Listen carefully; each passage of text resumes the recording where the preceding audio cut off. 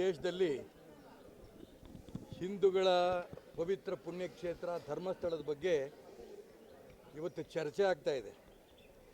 ಯಾವ ರೀತಿ ಅಯೋಧ್ಯೆಯಲ್ಲಿ ರಾಮ ಮಂದಿರದ ಬಗ್ಗೆ ಚರ್ಚೆ ಆಗ್ತಿತ್ತೋ ಅದೇ ರೀತಿ ಇವತ್ತು ಧರ್ಮಸ್ಥಳದ ಮಂಜುನಾಥ ಸ್ವಾಮಿ ಬಗ್ಗೆ ಚರ್ಚೆ ನಡೀತಾ ಇದೆ. ಮೊಘಲರು ಬಾಬರ್ ಬಂದು ಅಯೋಧ್ಯೆಯ ರಾಮ ಮಂದಿರವನ್ನು ಒಡೆದಿದ್ದ. ಇಡೀ ಪ್ರಪಂಚದ ಹಿಂದೂಗಳ ಅಪೇಕ್ಷೆ ಇತ್ತು ಅಲ್ಲಿ ರಾಮ ಮಂದಿರ ಅಯೋಧ್ಯೆಯಲ್ಲಿ ಆಗಬೇಕು ಅಂತ. ಪುಣ್ಯಕ್ಷೇತ್ರ ಅಯೋಧ್ಯೆಯಲ್ಲಿ ರಾಮ ಮಂದಿರ ಆಗಿದೆ.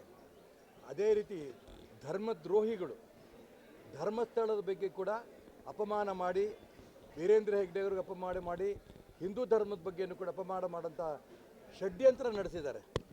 ಯಾವುದೇ ಕಾರಣಕ್ಕೂ ಕೂಡ ಈ ಷಡ್ಯಂತ್ರ ಯಶಸ್ವಿ ಆಗಲ್ಲ. ಹಿಂದೂ ಧರ್ಮಕ್ಕೆ, ಪುಣ್ಯಕ್ಷೇತ್ರಕ್ಕೆ ಜಯ ಸಿಕ್ಕೇ. ವೀರೇಂದ್ರ ಹೆಗ್ಗಡೆಯವ್ರಿಗೂ ಕೂಡ ನ್ಯಾಯ ಸಿಗುತ್ತೆ ಅನ್ನೋಂಥ ವಿಶ್ವಾಸ ನಮ್ಮೆಲ್ಲರಿಗೂ ಇದೆ.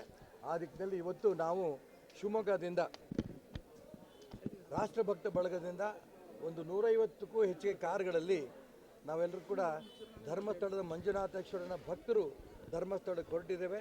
ಧರ್ಮಸ್ಥಳಕ್ಕೆ ಯಶಸ್ಸಾಗುತ್ತೆ ಮತ್ತು ವೀರೇಂದ್ರ ಹೆಗ್ಗಡೆಯವರ ಬೆಂಬಲಕ್ಕೆ ನಾವೆಲ್ಲ ನಿಲ್ತಾ ಇದ್ದೀವಿ. ಯಾವ ರೀತಿ ಅಯೋಧ್ಯೆಯಲ್ಲಿ ರಾಮ ಮಂದಿರಕ್ಕೆ ನ್ಯಾಯ ಸಿಗ್ತೋ ಅದೇ ರೀತಿ ಧರ್ಮಸ್ಥಳಕ್ಕೂ ಕೂಡ ನ್ಯಾಯ ಸಿಗುತ್ತೆ. ಮಂಜುನಾಥನಿಗೆ ಯಾವುದೇ ಕಾರಣಕ್ಕೂ ಅನ್ಯಾಯ ಆಗೋಕ್ಕೆ ಮಂಜುನಾಥ ಬಿಡಲ್ಲ. ಅಣ್ಣಪ್ಪ ಮಂಜುನಾಥ ಯಾರು ಈ ಒಂದು ದುಷ್ಕೃತ್ಯ ಮಾಡ್ತಾರೆ ಅವರ ಪಾಪಕ್ಕೆ ಅನುಭವಿಸ್ತಾರೆ ಅನ್ನೋ ಮಾತು ಈ ಸಂದರ್ಭ ಹೇಳಕ್ಕೆ ಇಷ್ಟಪಡ್ತಾರೆ. ಈ ಪ್ರಕರಣ ಎನ್ನೇ ಯಾಕೆ ವಹಿಸಬೇಕು ಅಂತ ನಾವೆಲ್ಲ ಹೇಳ್ತಿದ್ದೀವಿ ಅಂದರೆ, ದೇಶದ ವಿದೇಶಗಳಿಂದನೂ ಕೂಡ ಅದಕ್ಕೆ ಹಣ ಬಂದಿದೆ ಅನ್ನೋಂಥ ಚರ್ಚೆಗಳು ನಡೀತಾ ಇದೆ.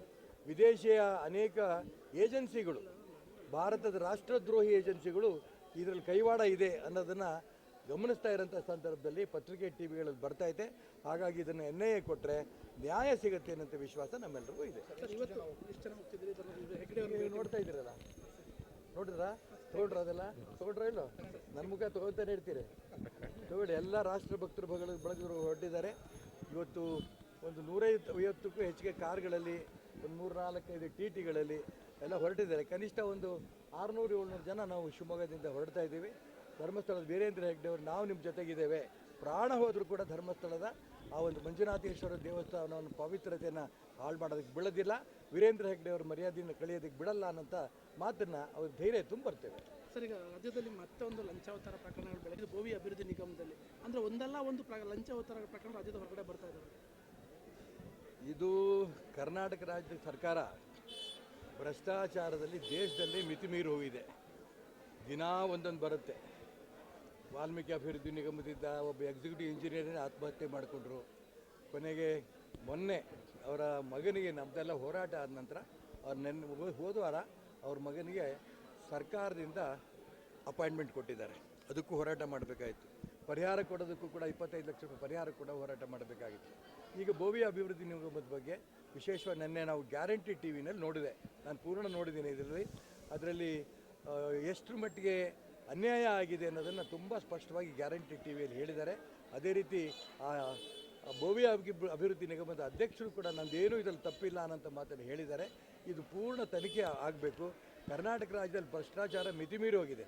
ಮೊನ್ನೆ ಶಿವಮೊಗ್ಗ ನಗರಕ್ಕೆ ಕಾಂಟ್ರಾಕ್ಟರ್ ಅಸೋಸಿಯೇಷನ್ನರ ಅಧ್ಯಕ್ಷರೇ ಇಲ್ಲಿ ಬಂದಿದ್ದರು. ಮಂಜುನಾಥನವರು ಸ್ಪಷ್ಟವಾಗಿ ಹೇಳಿದರು, ಹಿಂದಿನ ಎಲ್ಲ ಸರ್ಕಾರಗಳಿಗಿಂತ ಕೂಡ ಅತಿ ಹೆಚ್ಚು ಭ್ರಷ್ಟಾಚಾರ ನಡೀತಾ ಇರೋದು ಈಗ ಕರ್ನಾಟಕ ರಾಜ್ಯದ ಕಾಂಗ್ರೆಸ್ ಸರ್ಕಾರದಲ್ಲಿ ಅಂತ. ಹಾಗಾಗಿ ಮುಖ್ಯಮಂತ್ರಿ, ಉಪಮುಖ್ಯಮಂತ್ರಿ, ಮಂತ್ರಿಗಳಿಗೆ ಈ ಪತ್ರಿಕೆ ಟಿವಿಗಳಲ್ಲಿ ಬರ್ತಾ ಇರೋದು ಯಾವುದೂ ಲೆಕ್ಕಕ್ಕೆ ಇಲ್ಲ. ಲೂಟಿ ಮಾಡ್ಕೊಂಡು ಹೋಗ್ತೀರಾ, ಎಷ್ಟು ದಿನ ಇರ್ತೀವೋ ನಾವು ಅಷ್ಟರೊಳಗೆ ಲೂಟಿ ಮಾಡ್ಕೊಂಡು ಹೋಗೋಣ ಅಂತ.